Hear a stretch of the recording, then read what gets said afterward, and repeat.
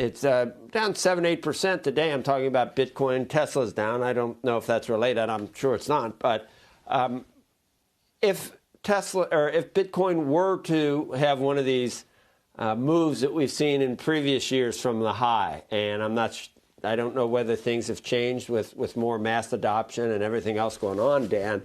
But just for argument's sake, let's say that it did go down significantly.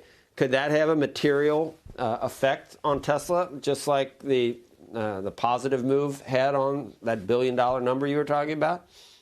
Yeah, it's a great question. Obviously, it just adds to the volatility in the story. It's still contained $1.5 billion that they invested.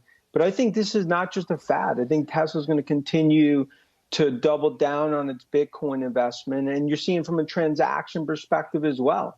But no doubt that they've made about $1 billion on paper from Bitcoin. That's more they made from a profit in all of EV sales 2020. I think it just speaks to what we're seeing in terms of this market. So what if they lost $1 billion? Look, that continues to be the double-edged sword.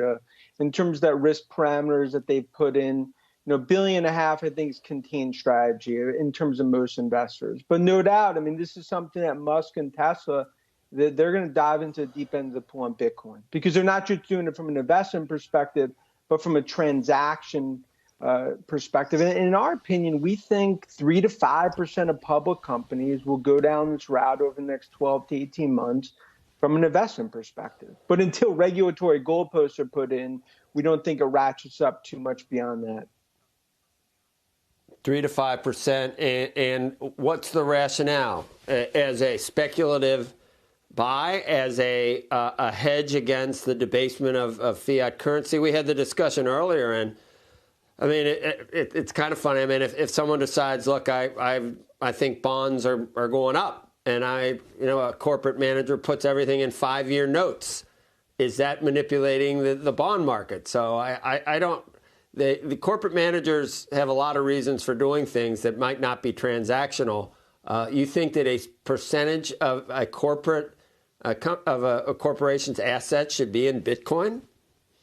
Well, I think that's going to be for the company as well as the boards to decide. But I think we've seen MicroStrategy, Tesla, Square, and some others. I think this is a trend that could become more mainstream. I think you need regulatory goalposts put in from more boards and companies to go down this route. But I think it's going to have a ripple effect in terms of what Musk and Tesla have done here. But I think the bigger story is what we're seeing on blockchain, semis, and payments. This is really creating a whole new ecosystem with Musk and Tesla definitely taking a bit mainstream what we're seeing. What about the Model Y? What can you tell me? Did you see this headline today that we're seeing that it's no longer listed on the company's sales webpage? Price was slashed last week. Unknown where the Model Y standard range, why it's not listed anymore. Do you have any knowledge on what's happening there, Dan?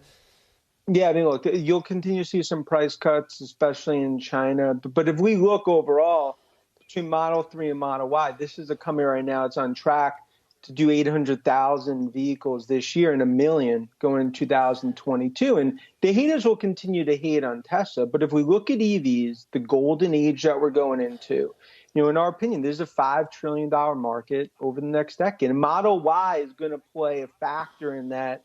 We think that's strong out of the gates, especially in China. Shepard Smith here. Thanks for watching CNBC on YouTube.